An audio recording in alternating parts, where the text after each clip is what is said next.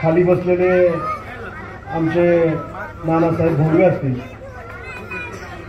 ज्यांनी आपल्या वतीने या ठिकाणी काही बाजू मांडण्याचा प्रयत्न केला, ते आमचे मित्र सन्माननीय लक्ष्मणराव असतील, मंडळाचे अध्यक्ष विनायकराव, सन्माननीय उपाध्यक्ष अमोलजी, त्याचप्रमाणे प्रवीणजी, प्रशांतराव, आमचा मित्र संतोष, सर्वच मंडळाचे कार्यकर्ते आणि या कार्यक्रमाच्या निमित्तानं फार मोठ्या संख्येने उपस्थित असलेले आपल्या भोंगवेवाडीतील सर्व ग्रामस्थ, मोठ्या संख्येने उपस्थित असलेले आमच्या भगिनी आणि बंधूंनो, मी आपल्या सगळ्यांना प्रथमतः चालू असलेल्या गणेशोत्सवाच्या निमित्तानं हार्दिक अशा प्रकारच्या शुभेच्छा व्यक्त करतो. खरं तर मी 8:30ला येतो म्हणून सांगितलं आणि 5 मिनिटं मी उशिराने आलो. त्याचं कारण हे होतं की आपल्या फेस्टिवलला फार मोठ्या संख्येने महिला भगिनींना या कार्यक्रमाचा आनंद घेता येतो आणि मी जर लवकर आलो तर आपला सगळा स्वयंपाक पाणी उरकून येणाऱ्या आमच्या भगिनींना या कार्यक्रमाची सुरुवात लवकर झाली तर कदाचित त्याचा आनंद घेता येणार नाही. कारण मला माहित नव्हतं की आज सगळ्यांचे स्वयंपाक बंद आहे, इथंच स्वयंपाक चालू आहे.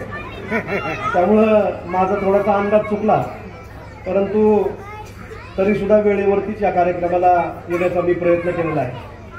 मला एका गोष्टीचा आनंद वाटतो आप्पा, की मोठ्या गावांच्या मध्ये जो गणेशोत्सव आजकाल चालू आहे, त्या गणेशोत्सवाचा आता लोकांना त्या ठिकाणी मीठ यायला लागलाय.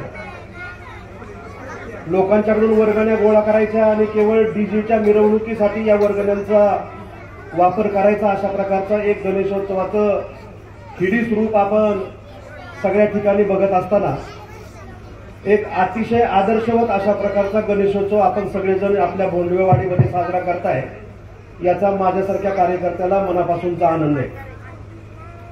गणेशोत्सव आणि त्याचं महत्त्व हे आपल्या सगळ्यांना त्या ठिकाणी माहिती आहे. स्वातंत्र्याच्या पूर्वीच्या काळामध्ये आपल्या सगळ्या लोकांना एकत्रित आलं पाहिजे आणि त्यांना स्वातंत्र्य या देशाला मिळण्याचं एक महत्त्व पटवून देण्यासाठी सगळ्या लोकांना एकत्रित करण्यासाठी लोकमान्य टिळकांनी आपल्या घरामध्ये बसणारा गणपती चौकामध्ये आणला आणि त्याला एक सार्वजनिक स्वरूप दिलं. या माध्यमातून अनेक चांगली कार्य आपल्या देशामध्ये त्या ठिकाणी घडली.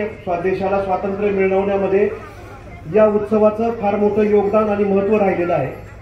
परंतु अलीकडच्या काळामध्ये मी सांगितल्याप्रमाणे सोशल मीडियाच्या आणि या सगळ्या टीव्हीच्या, दूरचित्रवाहिन्यांच्या या सगळ्या युगामध्ये माणूस त्या ठिकाणी माणसापासून लांब चाललाय आणि आपल्या हातातल्या मोबाईलच्या माध्यमातून जवळच्या माणसाशी आपल्याला बोलायला त्या ठिकाणी वेळ नसतो आणि दूरच्या माणसाबरोबर त्या ठिकाणी मोबाईलच्या माध्यमातून, चॅटिंगच्या माध्यमातून किंवा इतर माध्यमातून आपण त्या ठिकाणी जोडले गेलेला असतो. परंतु एक अतिशय चांगल्या प्रकारचा पायंडा मग पुण्यासारख्या ठिकाणी आमचे लक्ष्मणराव असतील, प्रशांत असेल, प्रवीण असेल, संतोष, हे सगळे तरुण सहकारी फिरत असताना जे जे चांगलं त्या ठिकाणी समाजामध्ये बाहेर चाललेलं असतं ते सगळं चांगलं माझ्या इथल्या परिसरामध्ये घडावं, अशाच प्रकारचा विचार ठेवून आपल्या बिरोबा मित्रमंडळानं 16 वर्ष सातत्यानं एक नवीन अशा प्रकारचे उपक्रम करून हा गणेशोत्सव साजरा करण्याचा प्रयत्न केलेला आहे. असं म्हणतात आपण की 16वं वर्ष धोक्याचं असतं, परंतु मला असं इथं आल्याच्या नंतर जाणवलं नाही, कुठलाही धोका त्या ठिकाणी जाणवत नाही. आपण भोंगवेवाडीतील सगळे ग्रामस्थ अतिशय एकोप्यानं, अतिशय चांगल्या पद्धतीने एकत्रित बसून हा कार्यक्रम आनंदाने त्या ठिकाणी पाहत आहे आणि त्यामुळे कुठलाही धोका असण्याचं काही कारण नाही. त्यामुळे 16वे वर्ष धोक्याचं नाही पण मोक्याचं आहे असं आपण म्हणूया. आणि एक अतिशय चांगल्या पद्धतीनं हा जो आयोजित केलेला कार्यक्रम आहे, आपण सगळ्यांनी एक चांगल्या प्रकारचं आनंद या कार्यक्रमातून घ्यावा, अशा प्रकारच्या सदिच्छा, शुभेच्छा या ठिकाणी व्यक्त करतो. मी जरी लोणी काळभोरचा रहिवासी असलो तरी आप्पा असतील, रामभाऊ दादा असतील किंवा आमचे नाना खाली बसलेले आहेत, ज्यांच्याकडे बघून खरं तर आम्ही माईक हातामध्ये घ्यायला शिकलो. अशा प्रकारचं एक कार्यकर्ता म्हणून काम करत असताना सातत्यानं आळंदी गावावरती माझं स्वतःचं एक वेगळ्या प्रकारचं प्रेम आपलं सगळ्यांनी नेहमी पाहिलेलं आहे. मी राष्ट्रवादी काँग्रेस पक्षाच्या युवकांच्या तालुक्याचा अध्यक्ष झालो. मला आठवतंय की आपण सगळ्यात पहिली शाखा त्या ठिकाणी कुठे केली तर ती आपण आळंदी वाटोबाची बघितली. आणि राजकारणामध्ये स्थित्यंतर होत असतात, बदल होत असतो, अलीकडची माणसं पलीकडची अलीकडे येत असतात, परंतु माणूस हा निश्चितपणानं एकमेकांशी वेगवेगळ्या नात्यानं जोडले गेलेला असतो आणि आळंदीचं आणि माझं एक वेगळ्या प्रकारचं नातं आहे आणि त्यामुळे पहिली यादी जरी झाली तरी त्या ठिकाणी आळंदी गावासाठी जिल्हा नियोजन समितीमधून काही ना काही देण्याचा प्रयत्न आपण सगळ्यांनी त्या ठिकाणी जिल्हा नियोजन समितीच्या माध्यमातून केलेला होता.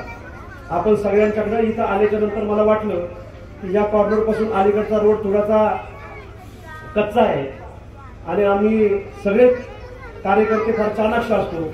आरतीला कुणाला बोलवलं पाहिजे, आरतीला नेमकं कोण येऊन गेलं म्हणजे ही कामं सुटतील, हे असा त्या ठिकाणी कार्यकर्त्यांचा रोख असतो.